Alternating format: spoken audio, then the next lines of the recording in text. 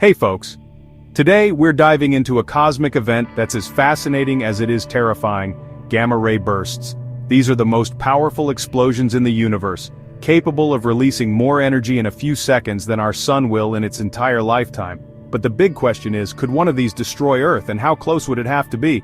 First off, a gamma-ray burst, or GRB, is usually caused by massive stars collapsing or neutron stars merging. When this happens, beams of intense gamma radiation shoot out at nearly the speed of light.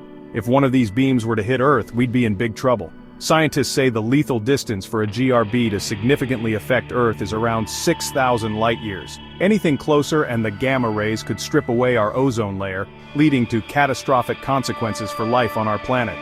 The radiation would cause massive climate change, potentially triggering mass extinctions.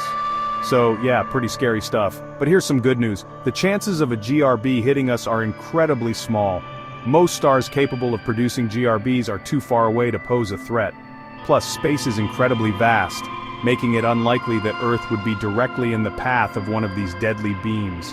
So, while it's a fascinating topic to ponder, you can rest easy knowing that the odds are in our favor.